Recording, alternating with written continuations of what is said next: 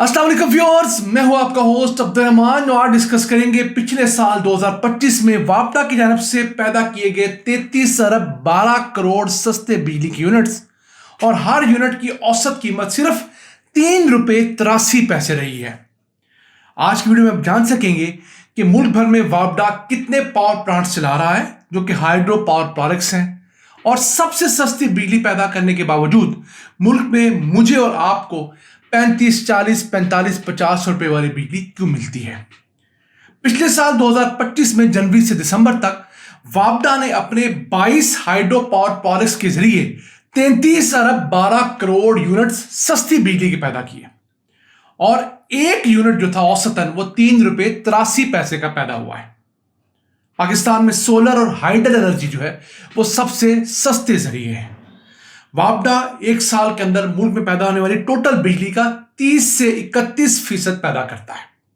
अभी हमारा एक बड़ा हाइड्रो पावर मंसूबा बंद है, नीलम झेलम हाइड्रो पावर प्रोजेक्ट, वरना अगर वो भी ऑपरेशन होता तो हमारी यही बिजली की पैदावार 33 अरब से बढ़कर 38 अरब 27 करोड़ यूनिट्स होती। अब आपसे डिस्कस करेंगे कौन कौन से बड़े हाइड्रो पावर मंसूबे हैं। तरबेला डैम के जो पहले 3 यूनिट्स हैं जो हमेशा से चलते आए हैं वो 14 अरब 30 करोड़ यूनिट्स बनाने में कामयाब हुए, जबकि तरबेला डैम का जो फेज 4 है उसने 5 अरब 60 करोड़ यूनिट्स बिजली पैदा की।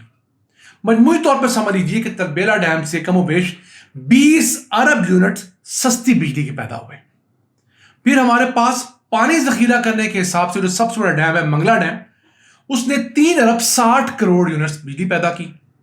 मंगला डैम चूंकि पानी ज्यादा जखीरा करता है और बिजली की पैदावार कम है, उसमें टरबाइंस नस्ब करने की जगह कम है, इस वजह से बिजली कम पैदा हुई है। तीसरे नंबर पर जो पाकिस्तान में तीसरा बड़ा हाइड्रो पावर मंसूबा है वो गाजी बरोथा हाइड्रो पावर मंसूबा है। दरिया सिंध पर है, तरबेला डैम से ही आगे पानी आता है। यहां पर 6 अरब 50 करोड़ यूनिट सस्ती बिजली के इसने पैदा किए। फिर वर्सक हाइड्रो पावर मंसूबा 77 करोड़ यूनिट्स इसने पैदा किए।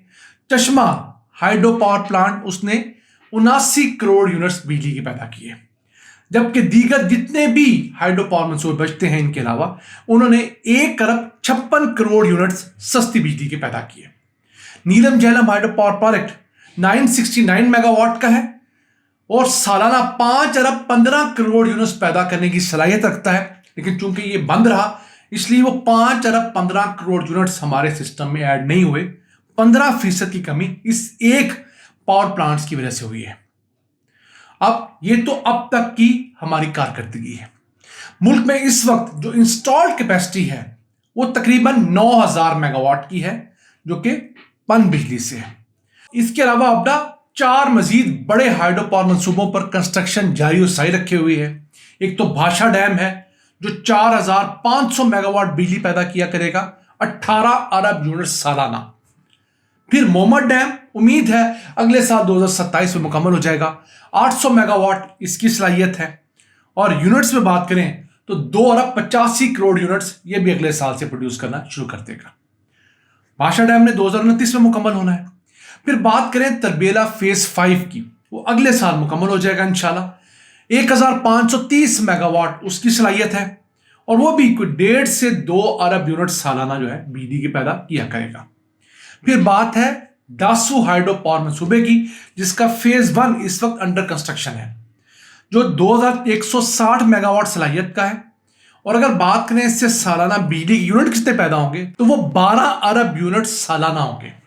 लेकिन जब दासू डैम के दोनों फेजेस मुकम्मल हो जाएंगे, सेकंड फेज भी मुकम्मल हो जाएगा, तो दासू डैम से पैदा होने वाली बिजली की यूनिट्स 22 अरब यूनिट से 24 अरब यूनिट्स होंगे। ये फिगर इसलिए वेरी करती है कि कुछ सालों में पानी ज्यादा होता है, कुछ ड्राई ईयर्स होते हैं उनमें पानी कम होता है। तो जब पानी वाफर मौजूद होता है तो सीजन में भी वाफर बिजली पैदा होती है और डैम्स भी भरे होते हैं। तो जब डैम से पानी छोड़ा जाता है ज़रूरी मकासद के लिए भी, तो वो जहां जहां से गुजरता है वहां इजाफी बिजली पैदा करता जाता है।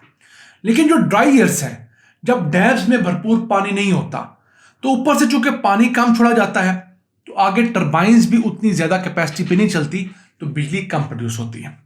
तो ये जो 4 बड़े पन बिजली मंसूबे इस वक्त अंडर कंस्ट्रक्शन है, 1-2 छोटे छोटे मंसूबे भी और हैं, जब ये सारे मुकम्मल हो जाएंगे तो हमारे सिस्टम में मजीद 9,500 मेगावाट वापडा की बिजली आ जाएगी। फिर वापडा की पन बिजली के सोर्सेज से कैपेसिटी बढ़कर 20,000 मेगावाट हो जाएगी और हम अपनी टोटल बिजली का कमोबेश 45% तक वापडा के सस्ते सोर्सेज से पैदा कर रहे होंगे। अभी जो नए पावर प्लांट्स आ रहे हैं, मतलब भाषा डैम है, मोहम्मद है, दासू है, एस्टिमेट ये है इनसे बिजली का एक यूनिट जो है वो 12 से 15 रुपए का पैदा होगा, क्योंकि इनके ऊपर कॉस्ट बहुत ज्यादा आ रही है। लेकिन ये बिजली पैदा करने के ऊपर हमारी कॉस्ट कोई नहीं है, क्योंकि मैं इसमें ऐसा कोई फ्यूल इस्तेमाल नहीं होगा। फिर क्योंकि इन 4 बड़े मंसूबों में से 2 तो प्रॉपर वाटर रिजर्वायर्स भी हैं, बादशाह और मोहम्मद, तो 9.7 मिलियन एकड़ फीट इजाफी पानी भी स्टोर किया जा सकेगा, जिससे हमारी अब जो 13 मिलियन एकड़ फीट की कैपेसिटी है वो बढ़कर 22-23 मिलियन एकड़ फीट हो जाएगी। वैसे पाकिस्तान एक साल में टोटल तमाम जराए से बिजली कितनी पैदा करता है? पिछले मालिकी साल के फिगर्स हैं 127 अरब 16 करोड़ यूनिट्स। अब ये वेरी करते रहते हैं।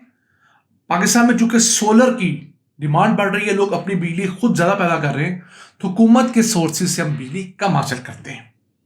सबसे ज्यादा बिजली हम लोग हाइडल एनर्जी से पैदा करते हैं। दूसरे नंबर पे आता है न्यूक्लियर, जो तकरीबन हमारी 18% बिजली की जरूरियात अब पूरी करता है।